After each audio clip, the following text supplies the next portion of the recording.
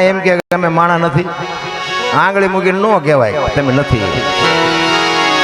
માણા બનવા માટે બાપુ જરૂર પડે છે સદગુરુની. આપણા માતા પિતા છે ને એ સદગુરુ છે, પણ એ જન્મ આપી શકે, લાલન પાલન કરી શકે, ઉછેર કરી શકે, ઓળખાણ ન કરાવી. ઓળખાણ માટે સદગુરુની જરૂર છે.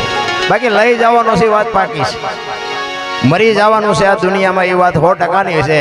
પછી ઠેકડા મારવા એટલે માર. મેં ખૂબ માર્યા છે.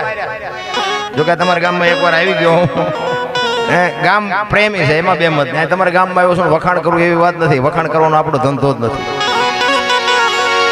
મારું કોઈ સારું નથી બોલતું, હું તમારું શું કામ સારું બોલું? સારું હોય એટલે સારું કેવું પડે. હમણાં સાહેબે વાત કરી, હું તો એક ખટારાનો ડ્રાઈવર હતો. ખટારાનો ડ્રાઈવર તો છેલ્લી કક્ષાનો માણસ ન કહેવાય. પણ જો આ ભજનનો પાવર, મારો કહેવાનો મિનિંગ, ખટારાના ડ્રાઈવર તે બાપુ પાણીનો લોટો કોઈ ન પાય, 19મી કોમ કહેવાય. પણ તમે હેઠે બેઠા છો ને, સ્ટેજ અમને જે મળ્યું છે ને એ બાપુ કંઈક અલૌકિક શેડો હડ્યો છે. એ મને ખબર નથી કેમ મારું હાલી ગયું, પણ હાલી ગયું ગમે એમ હાલ્યું હોય. ઘણા મને એમ કે તમારું પણ કે બાપુ હાલ્યું છે ને. મેં કીધું તમને કાંઈ વાંધો નથી ને.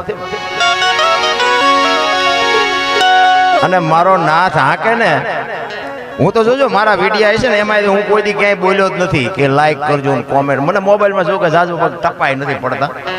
મોબાઈલ છે ને બીડી ઠૂઠા વીણતા કરી નાખે એવું છે, બહુ ઊંડા ઉતરવા જેવું નથી. હું કોઈને કહેતો જ નથી કે આમાં લાઈક કરજો કોમેન્ટ. અને 2 હાથ વાળો શું બાપુ લાઈક કરે? એ તો ઓલો 1000 હાથ વાળો દે તેથી ભૂખ ભાંગે. માણા શું દેવાના હતા? જરૂર એની છે અખિલ બ્રહ્માંડના માલિકને વાતો ઘણીએ પડી છે, પણ વાત કરવી ક્યાં? અંતરના ઊંડાણની કોક વેધુને કરાય વાત, એને સોરે નો સિતરાય સિતની વાતું શંકરા. ઘણું બાપુ રોવું છે, પણ ટેકો દે એવો ખંભો તો જોઈ ને. ક્યાં રોવું? આખી દુનિયા બધી રોવે જ છે. જ્યાં જાવ એક ભાઈ જાવ કે છૂટા ખૂટેરિયા ધાબુ ભરવું, બીજા ભાઈ જાવ કે ડોબું વિયાણું દોવા નથી દેતું, બીજા ભાઈ જાવ કે છોકરાને વેવાઈ તેડી ગયા મોકલતા નથી, બીજા ભાઈ જાવ કે છોકરાને પોલીસ વાળા લઈ ગયા જામીન ચડતા નથી. આપણે એમ દેખતા હારી આખી દુનિયા રોવે છે, આપણે ક્યાં રોવું? હે, અખિલ બ્રહ્માંડ ને જોવે છે તો દાસી જીવન રોવે, મીરા રોવે, નરસિંહ રોવે. મારા બાપ માણા બનાવ્યા. માણસનું એક જ જીવન એવું છે બાપુ, આમાં તમે જે ધારો એ કરી શકો. કૂતરા, કાગડા, ભેંસું, ભૂંડડા કોઈ ભજન નથી કરી શકતું. ભજન કરવા માટેનો બાપુ, અને હમણાં સાહેબે કીધું ને આત્માનો ખોરાક છે, લખી લેજો. આજ નહીં તો કાલ, આ ભવમાં નહીં તો બીજા ભવમાં. ભજન સિવાય બાપુ જીવનો ઉદ્ધાર નથી. શિવમાંથી જુદો પડેલો ટુકડો છે, અને જીવને શિવને એક કરવા માટે જરૂર ભજનની પડશે. બુદ્ધિ, વિજ્ઞાન કે પૈસાથી જીવને શિવ એક નહીં થઈ શકે. આ સંતોનું મંતવ્ય. હમણાં ભાઈની વાત કરતા હતા, ભાઈએ કંઈક 1 કરોડ રૂપિયાનું દાન. બાપુ દિલથી સલામ કરું છું એમને. એકવાર જોરદાર તાલીથી વધાવી લ્યો બાપુ. કેવડી વાત કહેવાય.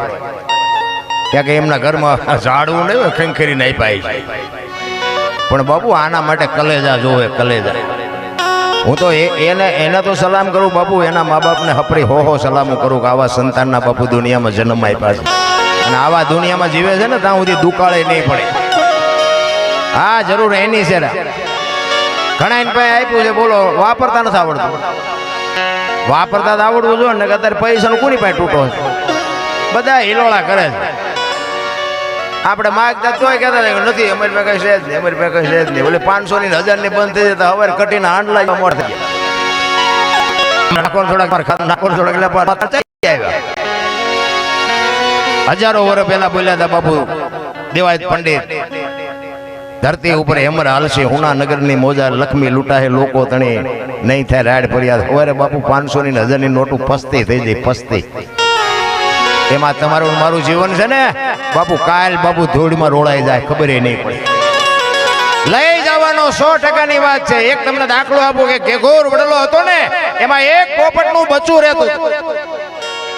હા, મરવાની આળે બાપુ માય કાંગલું એક પોપટનું બચ્ચું રહેતું હતું. એ એટલામાં ફરે, એ વડના ટેટા ખાય. અહીંયા બાજુમાં પાણી હતું, પાણી પીવે, વડની આજુબાજુ ફર્યા કરે. યમના દૂત ગમે એનો જીવ લેવા જાય ને વડલા પાસેથી નીકળે અને પોપટને સામું જોઈ અને દાંત કાઢે. પોપટનું બચ્ચું ગભરાય કે યમના દૂત છે અને મારી આમું દાંત કાઢે છે, મને લઈ જાય, મને મારી નાખશે. ઓલા ગમે એનો જીવ લેવા જાય ને ત્યાંથી નીકળે અને પોપટનું બચ્ચું સામું જોવે ને અને યમના દૂધ દાંત કાઢે એટલે પોપટના બચ્ચાને ફફડાટ બાપુ બેસી જાય કે આ મને લઈ જાય છે, આ મને મારી નાખશે. એમાં એક વખત બાપુ પક્ષીનો રાજા ગરુડ ત્યાંથી નીકળે ને પોપટે ફરિયાદ કરી કે મહારાજ ઉભા રહ્યો. એ કે શું? એ કે ઓલા યમના દૂધ ક્યાંયથી રોજ નીકળે છે ને મારા સામું કે દાંત કાઢે છે, મને લઈ જાય છે ને મને એની બીક લાગે છે. તેથી ગરુડ એમ કે છે કે એને આપણે કઈ ન કહેવાય, પણ તું મારી પીઠ માથે બેસી જા, હાલ હું તને હિમાલયના ખોપરા માથે મૂકી આવું, અહીંયા ખાવાનું પીવાનું બધું મળે છે અને યમુના દૂધ ભલે આ આટા મારે. એની પીઠ ઉપર બેસી જાય, હિમાલયના ખોપરા માથે મૂકી અને ગરુડ આવ્યા ને પાછા એ વડલે આવ્યા ને ત્યાં યમુના દૂધ નીકળ્યા ને ગરુડે કીધું કે તમે અહીંથી રોજ નીકળો છો, ઓલા પોપટના બચાવમાં શું કામ કે જો કરીને દાંત કાઢો છો, બચારાને એને હું કામ ગભરાવો છો? એ કે અમારો એવો કોઈ ઈરાદો નહોતો, પણ અમે એનું મોત જોયું હતું ધર્મરાજાના દરબારમાં. ચોપડામાં એવું લખેલું હતું કે આનું મોત હિમાલયના ખોપરા ઉપર છે. હવે આ 1 મહિનો ઉડે તો અહીંયા પૂગે એવું નથી ને 3 દી પછી અમારે લેવા જવાનું. અમને એમ થયું કે ખોપરે પહોંચશે કેદી? તો કે ખોપરે તો હું મૂકીને આવ્યો. કે મૂકીને આવ્યા તો કે હા, તો કે એ ગયો હતો. એટલે મૂકવા વાળા તો આપણને ગમે ત્યાંથી મળી જવાના. જ્યાં જવાનું છે ને બાપુ, આ જગ્યાએ બનવાનું છે, અહીંયા મૂકવા વાળા કોઈ દી જિંદગીમાં નહીં ગયા હોય ને તો અહીંયા તમને મૂકવા આવવાના. સમયની બલિહારી છે બાપુ, માણસથી કોઈથી કાંઈ થાય એમ નથી. મારો કહેવાનો મતલબ મારા જેવા તમે તોફાન કર્યા જ નહીં હોય. હા, આપણે ઝઘડા સિવાય કઈ કર્યું જ નથી. મારવાનું કૂટવાનું બીજી વાત જ નથી કરી. અને નકરા માર્યા છે એવું નથી, મેં મારે ધરીને ખાતો. હા, નકરા માર્યા છે એવું નથી. આ કોકને મારવી થોડાક અમને મૂકે, પણ મારે એટલો અને મારે ખાઈ તો જ ખબર પડે ને હામલે જેટલી પીડા થઈ. અનુભવ તો બધા કરવા પડે, પણ સમય આવે ને વળાંક મારતા ન આવડે એને માણા જ ન કે. સમય આવે ને વળી જાય પછી 4 પેટી થઈ હોય પછી ચાવીઓના કુડા નેપામાં ભરાઈને રખડો તો ભૂંડા વાળો તો હું આપી દેવાય, શાંતિથી રોટલો ખાવો હોય. પણ માતા પિતાની પાછળ જ્યારે આવા ભગીરથ કાર્ય કરવાની એક મારો નાથ સદબુદ્ધિ આપે ને એ મોટી વાત છે.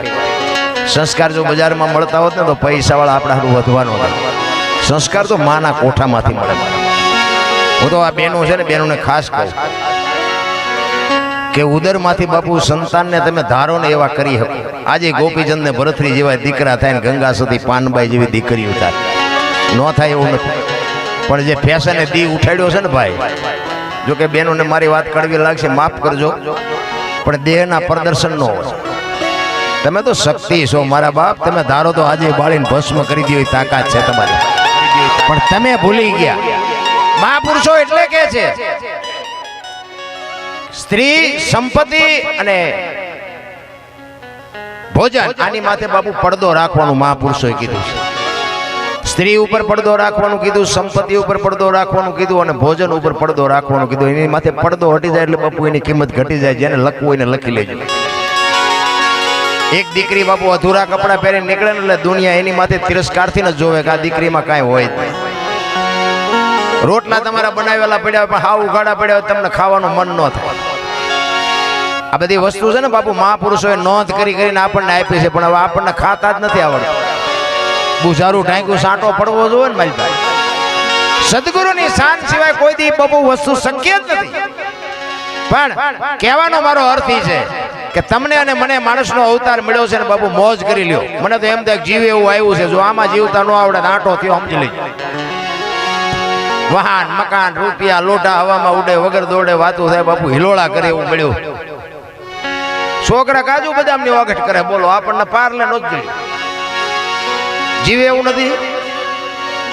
છોકરાને આપણે કાજુ બદામ લાવીને આવ્યા નથી ખાવું એટલે ભાઈ ખા ને એ અમને પારલે નથી જડ્યું. સમય છે એવો આવ્યો છે, ખાતા આવડતું. તમે જો 20 ખા અહીંયા બે નાખવા ન નાખ.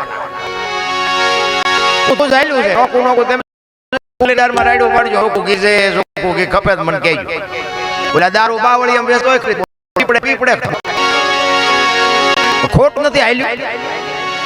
ખબર છે ને કે આમાં પતન થઈ જાય સારું નથી. ઓલો સોકે સોકું વેચે તો કે આ બજારમાં રાડ્યું પડે એમાં કાંઈ ન. ઓલો સાનો માનો વ્યક્તિ હોય ને ત્યાં એનો પ્રચાર કરાય તોય ખપે. બોલો પીપડા બે લીટરના પીપડા ખૂટી રહે. આ સમય છે ને આની માલિકોર બાપુ જે વ્યવસ્થિત જીવવું ની અઘરી બાબત છે એટલા માટે સવારામ બાબા એક વાણીમાં કહે છે બાપુ જે મહાપુરુષો છે ને સમય સમયની બલિહારી આપી છે એટલે સવારામ કહે છે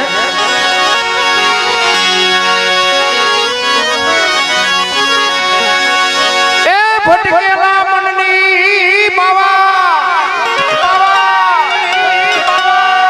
ભૂલ રે સુધારજો સમજણના સોટા સમજણના સોટા દેજો સદગુરુજી મોરા ચરણોમાં